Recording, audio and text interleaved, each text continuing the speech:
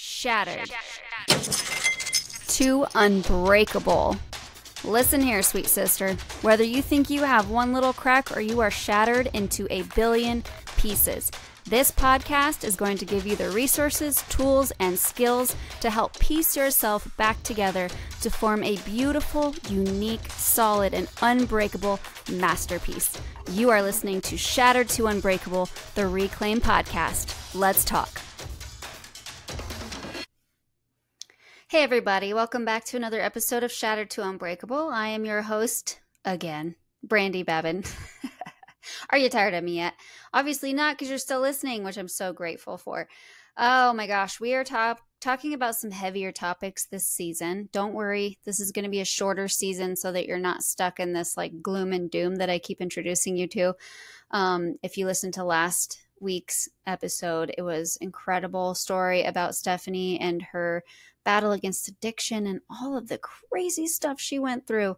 And she just came out on top. So this season is the fall. The next season is going to be the rise.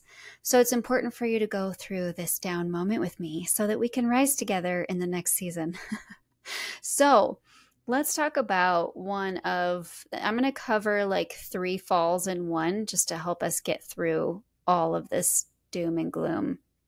But we're going to be talking about loss and loss of life, namely. So miscarriage, loss of a spouse, loss of a child, or loss of a family member. We'll cover suicide or just losing somebody in a horrific way. So it's going to be a heavy episode, but don't worry. I have a morbid sense of humor and I will try to crack a joke at some point. So let's dive in.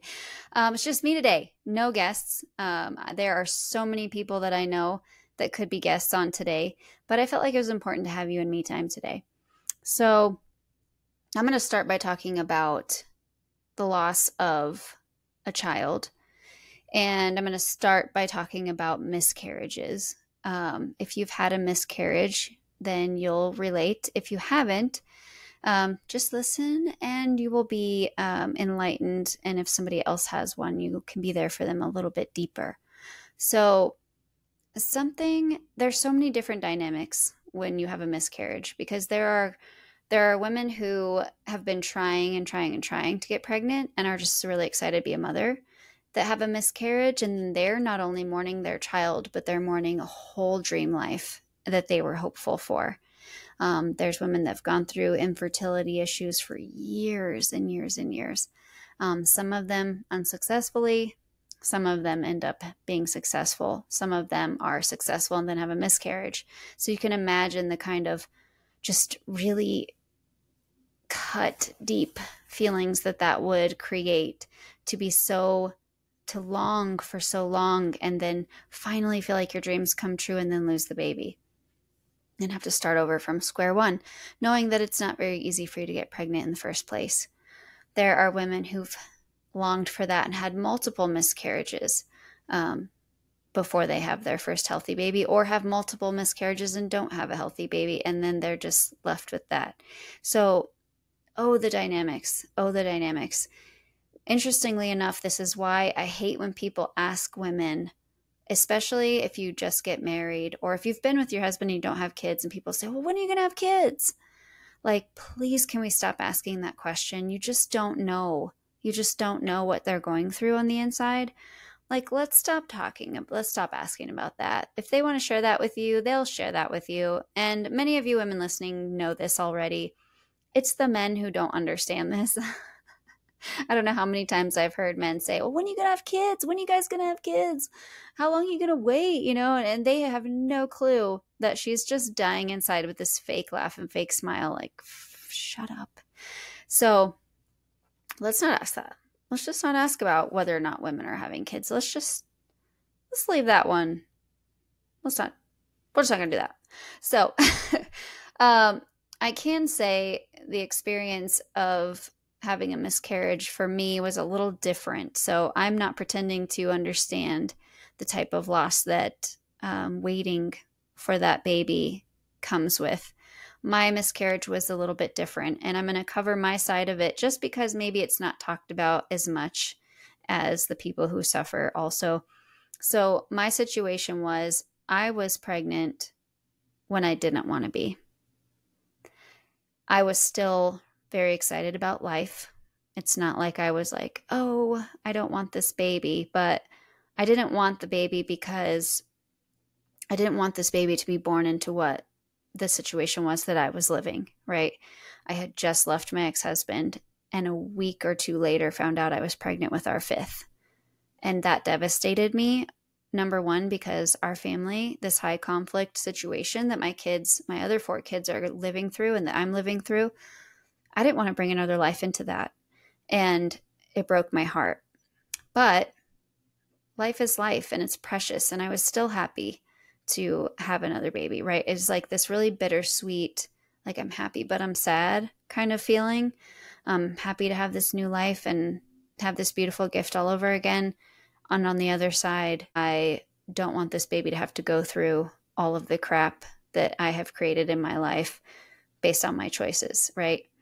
So that happened.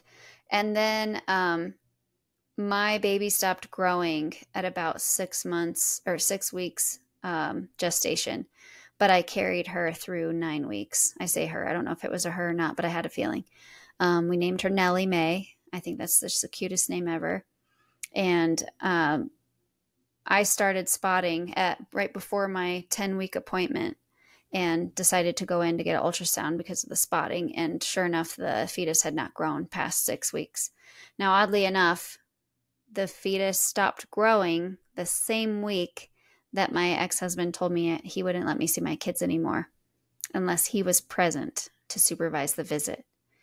Obviously, when you're leaving somebody that has narcissistic features, you are supposed to go no contact. I was not supposed to be with him at all. He knew this, and he knew that I wanted to see my kids more than anything in the world. So he took that from me. And when that same week that he said, I will not let you see the kids unless I supervise your visits, basically I'm keeping them from you, the baby stopped growing. The fetus stopped growing. So I can sit here and blame him, and I want to. But the fact is, it was a stressful time in my life. I was already 5, which is considered gestational, or gerontological, sorry. So I was considered an old lady at that. My womb was old. So, it could have been many things. It could have been the stress of the divorce. It could have been the stress of not seeing my kids. It could have been that I was just older. Who knows? But I ended up miscarrying. And I have to say, from a feeling standpoint, I had all 4 of my kids naturally. No drugs, just all the pain and all the labor. And I felt everything. But this miscarriage hurt different. It hurt worse than having a baby. And I'm not talking about, obviously, the crowning and the actually exiting part. I'm talking about the cramping and the internal pain in my stomach, in my chest, and in my, like, the contractions were different. It was when you're having a baby naturally at full term, you can tell it's contracting in order to push the baby down, right? That's what it feels like. When you have a miscarriage, and it might just be the imagery of what's going on in your heart, it feels like it's being ripped out of you. And I know that's graphic, but it is what it feels like. The pain is different. It feels like a ripping, and it hurts so bad. And it's just this awkward, emptying feeling that is hard to describe. It feels like it's ripped and then emptied, and you just feel hollow and wounded. And I think that your heart is also going through those same feelings. And so that's the loss of a miscarriage. Boy, I'm great at transitions, ain't I? Oh my goodness. So that was my experience with miscarriage. It took me a good 3 to 4 weeks to feel normal again in my body. That's not even in my emotions, but that's in my body. So bittersweet. Nellie Mae doesn't have to go through the pain that is my high conflict family being separated and She's in heaven with Papa, and that's my next. See, there's my transition. My Papa was a very, very important part of my life. I have two fathers. One's my biological father in Louisiana. One is my stepfather in Craig, Colorado. I can say that both of them were dads to me, but they also, my stepdad I was introduced to when I was really young. My biological dad I didn't see very often. The only man that was really super steady that I remember just being like, I could count on him no matter what, and he's my blood, is Papa. And he lived in Colorado. So he died unexpectedly. He had COPD. I think he was in his late 70s, early 80s, if I remember right. I'm not really sure. His birthday was actually yesterday. And we didn't think he was going to go that fast, but he woke up one morning and couldn't get his oxygen on fast enough, just passed out and his heart stopped. And I'll never forget that phone call. My mom was like, Papa died. And I was like, who? Couldn't be my Papa. I was like, who's Papa? She's like, Papa, my dad. And I was just like, no way. So obviously bawled, went through denial for like the whole trip over to the house. I'm like, no, it can't be. There's no way. I didn't want to see him because I was in denial. And that's kind of those grief steps. Denial. And then there's anger, there's bargaining, there's depression, and there's acceptance. And that is what you're going to go through no matter who you lose. So a spouse or a sister, brother, family member, parents, grandparents, cousins, friends. There's those 5 steps of grieving. And what I want to point out is even though they go in order, it's not in order when you feel it. It goes all over the place. You could feel all 5 of those in one day. I think it's important. If you didn't listen to the breakup episode, Bree brings up a lot of things that are really important to notice in your body and your emotions. Because breaking up sometimes feels like the death of a dream or the death of, and divorce too, the death of that partner that you believed you had and kind of had to realize that that wasn't really the case. But it's losing someone and going through these steps of grieving. You could even go through multiple steps in an hour. But the important part about grieving is that you feel each one. You don't suppress it. If you feel like you want to cry your eyes out, cry your eyes out. And if someone's telling you you're doing it for too long, don't listen. You have to listen to your body. If you need to cry for a week straight, cry for a week straight. If you need to be angry. Something I want to talk a little bit about. I think most of you are Christians that listen to this. If you're not, just kind of apply it to whatever you believe.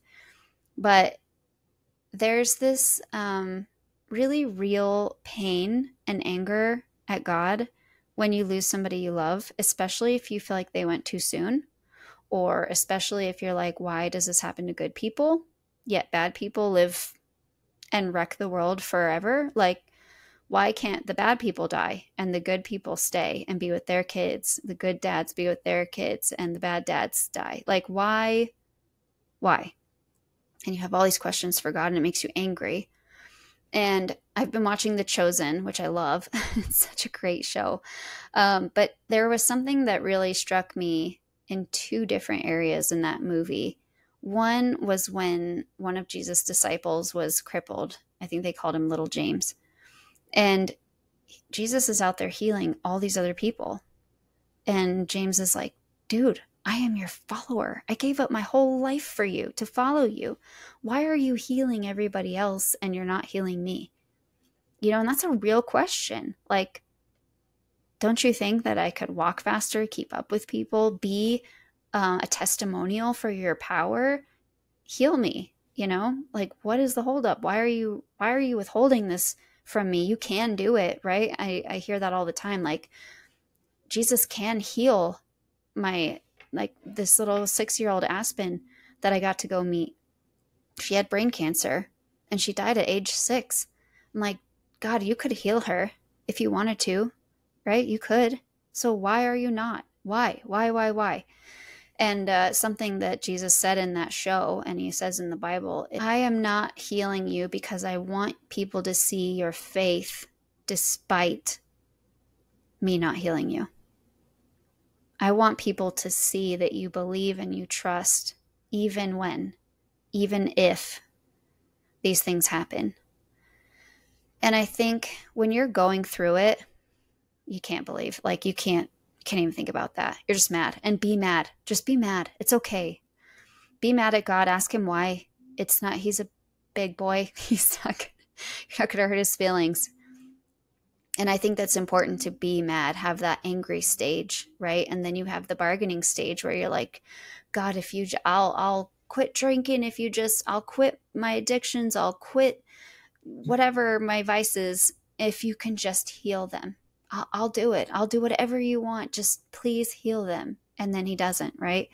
So you go through the bargaining stage, and then you go through the depression stage of like, what is this even? What's the point? What's the point of this world if all the goodness gets sucked out of it, pulled away from me? And that depression sets in, and you're like, I don't want to talk to God. I don't want to go to work. I don't want to talk to anybody. I just want to lay in bed, and I don't want to move, and I don't want to get up in the morning. Like, go through that too. Take some time off work. And then acceptance is that beautiful piece at the end where you can say, yes, God, I do love you, even though you didn't save her, even though you didn't heal her, even though I lost one of the most beautiful people in my life. I still believe you. I still trust you. And I hope that you hold them close to your heart, because I can't be with them right now. And so those stages will happen. And then sometimes you'll go through acceptance and it'll be peaceful. And then all of a sudden something will bring up a memory and you'll be like, bad words, all the bad words, like anger again, right? Let yourself feel that again. As many times as it takes, let it heal. And so that's something that's super important. And I know that in The Chosen, there's also Peter, or Simon, his wife goes through a miscarriage, and he gets really angry with God too, Jesus, and is like, you're going to feed all these people and heal all these people, and yet you made Eden go through that by herself. And it's just, the anger is necessary. And then after the anger was done, him and Jesus had this embrace. And this keeps replaying over and over in my mind. Jesus holds him. Well, first, he's walking on water out to him. So Jesus is walking on water, and then Simon's going to walk out to him. And, Simon starts looking left and looking right, and he starts sinking. And Jesus keeps saying, eyes on me. Keep your eyes on me. And of course, he starts sinking and sinking, and Jesus brings him back up, and they embrace. And Simon's just hugging him and holding on to him for dear life, as if he was going to drown if he didn't, right? And Jesus is holding him back, and Simon just keeps saying over and over again, please don't let me go. Please don't let me go. And so I love all of that, because number one, it goes through the stages of grief. First, Simon was in denial. Then he went through anger. He was like breaking pots and walking all around town and just super angry. Couldn't even speak to Jesus, didn't want to look at him, right? And that's how we feel when stuff like this happens. And then the next stage was the bargaining, like, dude, why are you doing this for everyone else and you're not doing it for us? We're your people. What is going on? And then Jesus says, like, I need you to go through these hard times so that your faith will grow. That's why I need you to grow, so that you can be a bigger testimony, right? And I always am telling people, like, these charities wouldn't be charities if there wasn't loss. And God has the ability to take these really icky situations and make them into something beautiful. He allows the pain so that he can use it to create way more healing. And I know it really is not fun to think of yourself as like this sacrificial guinea pig. Like, why do I have to lose my kid for everyone else to have this healing? Like, why can't it be someone else? And the fact is, the really good people, when they have loss, they grow and they heal and they spread healing. When bad people have loss, they don't grow, they don't heal, and they spread hurt. And that's just the long and short of it. But I want you guys to think about that image of Jesus looking at you, and he's just saying, keep your eyes on me. Keep your eyes on me. Don't look left, don't look right. Keep your eyes on me. And when you're in that acceptance phase, that's what you could really focus on, Jesus. And then when you finally cling to him, just clinging. Please don't let me go. Please don't let me go. So I hope this helps. I mean, grief, gosh, there's not much that helps grief, y'all. There's nothing I could say on this podcast that's going to make you be like, oh yeah, I feel better now. Like, no. When you lose any life, it's really hard and it stays hard. And healing happens slowly. It can take years to heal. So don't put a timeline on yourself. It could take a really long time, and just feel everything. I do want to leave with one thing that might be a little far-fetched for some of you, but this was beautiful to me. I know people who have committed suicide, died by suicide is what the phrase is now. And a lot of people that are Christians believe if you take your own life, you do not get to go to heaven. Something beautiful that I love about being Catholic is that we don't believe that. We actually believe that God is the only judge of who goes to heaven. And at the moment of your death, it's between you and him. And we don't get to say how that relationship went. And something I think is so beautiful that I learned from the Catechism of the Catholic Church is that God doesn't have time like we have time. Like we think of today, yesterday, tomorrow. God's time is one big now. That's it. One big now. So when you pray for somebody, those prayers hit them in the moment that you ask them to. So if somebody died by suicide and you pray for them right now today and they died a year ago, your prayers right now today are showered upon them at the moment of their death. And every prayer you say makes it more powerful, makes that moment more powerful for them to recognize Jesus and take his hand and go to heaven. So don't stop praying. Don't stop praying for those who died, especially died by suicide. It is not a sentence to hell. That's what I believe. That's what I choose to believe. I think that's beautiful. I know what it's like to want to end your life. And it really does feel like it's out of your control. And it really does feel like you're doing the world a favor. It feels like you're doing them a service. Like me being here is a burden. It's hurting people. And if I weren't here, it would be saving everyone. So in taking my own life, I'm actually saving everyone else. That's what it feels like. It's not selfish. It's the most selfless thing to die by suicide. It's saying that the rest of the world matters to me more than myself. And I'm going to save them by ending my own life. That's what it feels like. And I'm very lucky that I'm still here today and blessed that I get to be sharing that with people. But I just don't, I hate the stigma around death by suicide, and I hope that this can shed a little bit of light on that. But don't stop praying for your friends and your family that have gone through that. Keep praying. Keep praying. Keep reaching out. Get some therapy if you're having a hard time with it. There are so many modalities that can help you. EMDR, brain spotting, tapping, inner family systems, parts work, talk therapy. There's so many, somatic experiencing. Just look up therapies, try a bunch of them. And there's, of course, grief counseling. That's what they do. They know how to do it well. So reach out for help if you're just feeling like if you feel like you're stuck in one of those stages too long, reach out and see if there's something that somebody can help you with. But be gentle with yourself. Let yourself feel it. We are not designed to experience the death of our loved ones. We were designed to live forever. So it's not something that comes natural to us.